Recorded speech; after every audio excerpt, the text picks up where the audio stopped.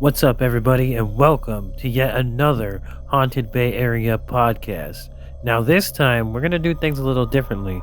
I don't really want to put the background music because sometimes it can affect the audio of my voice when I'm talking to you.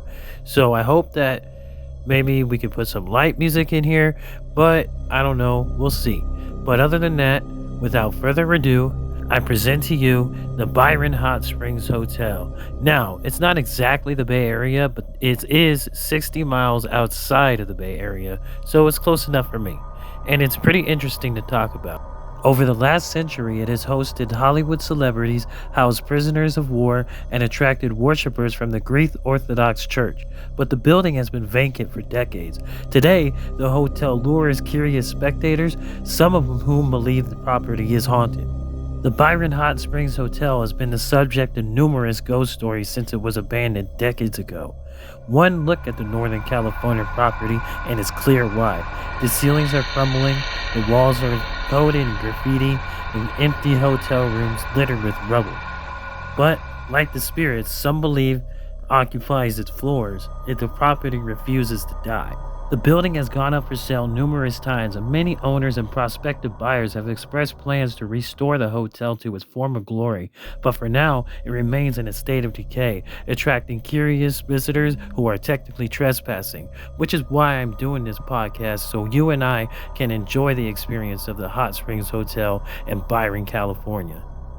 The original hotel was made of wood and built in 1889, but it burned down 2 years later. The second hotel lasted from 1901 to 1912, but it was also caught fire. The hotel that is now standing today is made of brick. The hotel was popular among celebrities in the 1920s. It hosted baseball players and Hollywood actors, but the resort closed in 1938, near the end of the Great Depression. The U.S. government took over the property in 1941. It was used for interrogations during World War II. The military interrogated German and Japanese war prisoners on the hotel grounds. It was known as Camp Tracy. After the war, the property sold to the Greek Orthodox Church. It was served as a monastery until 1956. The hotel has 4 stories and is surrounded by a lush landscape, but it also is surrounded by cows that are wandering about. Sometimes visitors have seen dead cows in the guest room due to the damage of the hotel and them getting inside the hotel. A common ghost tale is that it is haunted by a man wearing white rags and a child scurrying about, and reports of strange sounds that attribute to ghosts. Another legend is that it's haunted by a student who died in a train accident in 1902. The collision, which occurred near Byron, California, killed an entire wedding party and injured 12 people. The injured passengers were taken to the Byron Hotel. One of the passengers, a 22-year-old student at the University of California in Berkeley, died on the premises. And that's a wrap, because that's about all the information that I have on the Byron Hotel, but it was quite the learning experience.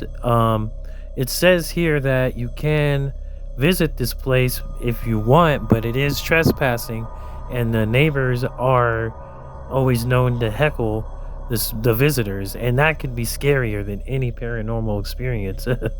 But, if I get the chance, I would love to explore this place and give you guys a visual, because it's what I do, and that's what we do at the Haunted Bay Area.